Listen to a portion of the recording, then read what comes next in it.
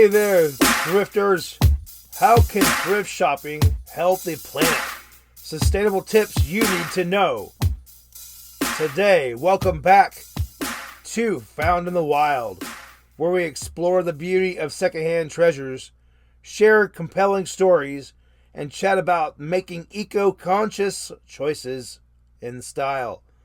I'm Vo, and today we're diving into the topic that hits close to home: how thrift store shopping can help save the planet.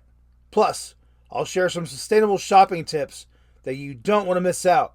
Let's get rocking. First thing, let's talk about the environmental impact of thrift shopping. Did you know that the fashion industry is one of the biggest and largest polluters in the world?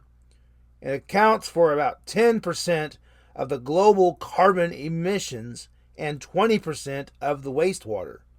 By choosing secondhand, you're cutting down on the demand for new production, saving water, and reducing waste. That's a win-win-win, yo! And it's not just clothing. When you buy secondhand furniture, appliances, or home decor, you're giving items a second life instead of letting them in a landfill of doom. It's like being a superhero, except instead of a cape, you're rocking your best thrifted jacket. Now let's get to the good stuff. Sustainable thrifting tips.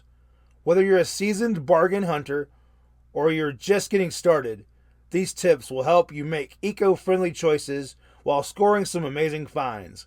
Tip 1. Buy for longevity. When you're shopping secondhand, think long-term. Look for high-quality materials and timeless designs that will last for years.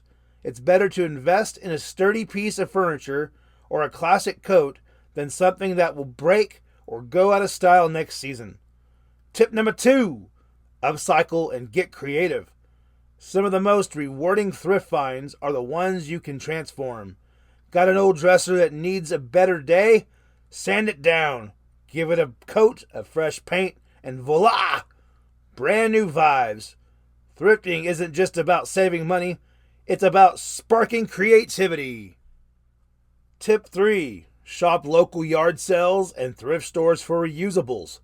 This is one of my personal favorites. When you're at a yard sale or thrift store, think about how you can reuse items in your personal life or even grow your collection.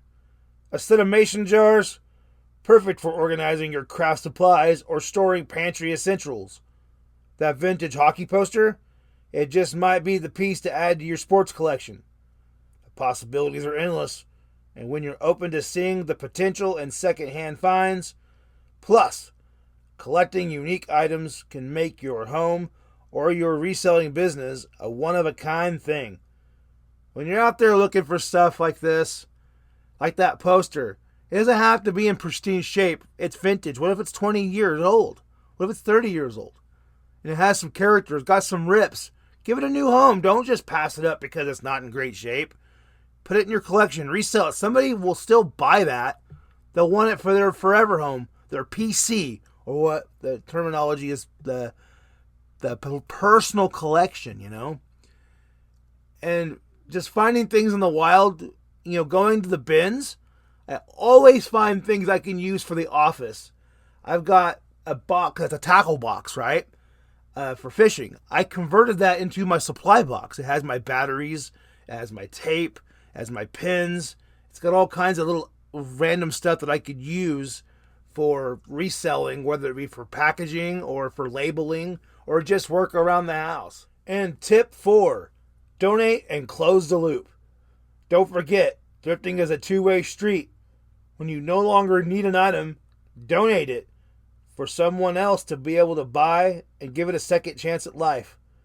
This helps the cycle go on and reduces waste in the process. Working at the bins, seeing the warehouse, and seeing where things go after it gets a final chance in a store, it's good to see this not just getting thrown away. So example, I've got some stuff here that I can't sell. Or it's stuff that's in my personal collection that I decided I'm done with and I can't sell it. I just cannot move it. I'm going to take it to donate to Goodwill. And why I'm going to do that is because I donate it. The donation people are going to divide it into where it goes in the category. They're going to send it off to the warehouse. And the store orders what they need, whether that be a wear item, an electronic item, a clothing item, a book, media, whatever. The store will get those items. They'll look through them. They'll price them. Send it out to the sales floor. Sits there for a while. Let's say it doesn't sell.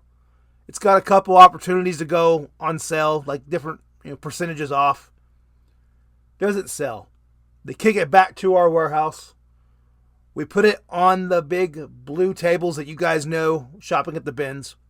It goes out to the sales floor. We give it a chance to sell one last time as a goodwill merchandise. It doesn't sell. We kick it to the back. We sort it. We don't throw it away, guys. The only thing we throw away is complete hot garbage. We also process wood and metal. But then the items that don't get thrown away, there's different categories. There's toys.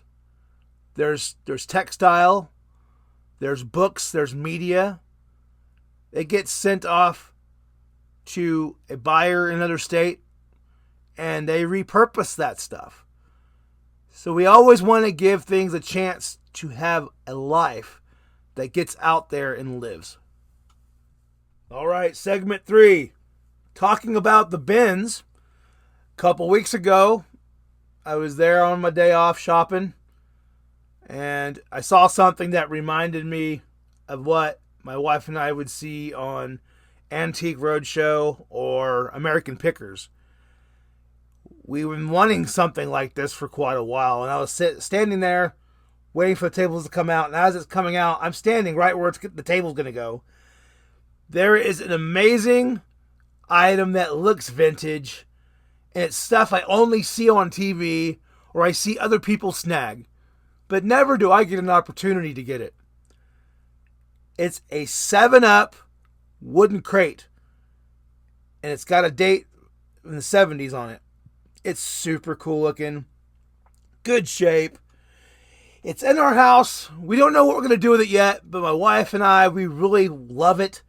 And we're going to figure out something to do to make it to where it continues to live and has an opportunity to be something. And someday we might decide we don't want it anymore, and then we will give it away or we'll sell it to someone else, and we'll give it a story to continue on, to continue being something awesome. That wraps up today's episode, folks. I hope you're inspired to hit your local thrift shop and yard sales with a fresh perspective. Remember, every secondhand purchase is a step toward a more sustainable world, and you might just discover a treasure in the process. Don't forget to follow Found in the Wild for more thrift tales, tips, and sustainable insights. Tune in next episode, coming soon. It'll be about stories behind the finds, unearthing hidden histories from thrift treasures. Until next time, keep searching, keep finding, and remember, there's beauty in the wild. Happy hunting!